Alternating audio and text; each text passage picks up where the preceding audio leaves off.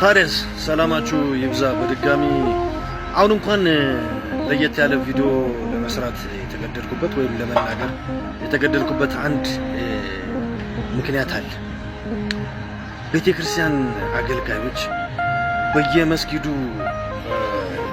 ዱዓ አድራጊዎች፣ አጸላዮችና ትልልቅ አባቶች፣ በየቤተክርስቲያኑ አሉ አባቶች፣ እንዲሁም ደግሞ በእምነት ተገን ተደርጎ በኦርቶዶክስም በሙስሊሙ ገዳይ እየበዛበት ያለ ምረሽንታም እከካም ገዳይ አፈር እንደሆነ እንዲረዳ ስለምፈልግ አፈር ነህ። ካፈርም በላይ ደግሞ በቁም የሞትክ ነህ። የእምነት አማኞች ወይም ደግሞ የእምነት አገልጋዮች በመግደል በእምነት ስም ኢትዮጵያዊነትን ልታጠፋ ኢትዮጵያዊነትን ፍቅር ልታደበዝዝ የምትፈልግ አንተ ደደብ ጭንቅላት የሌለ እናንተ ደደቦች እከካም የሆናችሁ ሰዎች በሙላ በጣም ታሳዝናላችሁ። ምንም አታመጡ። በኦርቶዶክስም እምነት የሞቱት እናቶች፣ አባቶች፣ ወንድሞች ሌሎችም ቢሆኑ ሰማዕትነትን ነው የሚያገኙት። በሙስሊሙም ቢሆን የተገደሉት በእምነታቸው ጽናት ልክ በእምነታቸው ልክ ገነትን እዛው ነው የሚገቡት።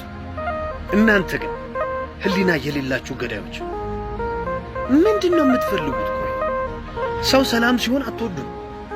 ኢትዮጵያዊነታችሁን ትጠላላችሁ። ኢትዮጵያዊን ታጠቃላችሁ። ግን የምትኖሩት ኢትዮጵያ ውስጥ ነው። ሰውን ትገላላችሁ፣ ታጠቃላችሁ። በየቤተክርስቲያን እየሄዳችሁ ትደበቃላችሁ፣ እርስ በርስ ታባላላችሁ። ከእንደገና ደግሞ ጥሩ ለመምሰል የምትሞክሩ እናንተ የማትረቡ ባዶ ቅል ጭንቅላቶች፣ ኧረ እባካችሁ አስቡ። ይኸውልህ በኦርቶዶክስም ቢሆን አንድ አማኝ አንድ የቤተክርስቲያን አገልጋይ ሲሞት እንበዛለን ነው። እምነት ይሄ ነው። በኦርቶዶክስ እምነት ይሄ ነው። ኢትዮጵያዊነትም ይሄ ነው።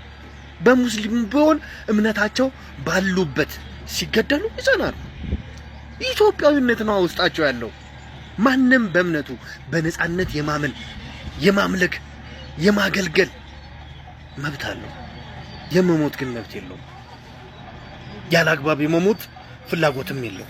እናንተ ገዳዮች፣ ህሊናችሁ የጠፋ አእምሯችሁ የተደፈነ በሙሉ አስቡበት እንጂ ማን ይፈራችኋል? እናንተ አእምሯችሁ ተደፍኖ ባዶ ስለሆናችሁ እኮ ነው በሽብርተኝነት ልክ አገሪቷን የምታሸብሩት። ሰው በመግደል ጥማታችሁ የአውሬነት ጥማታችሁ የሚታያችሁ። ኢትዮጵያዊነት ይቀድማል።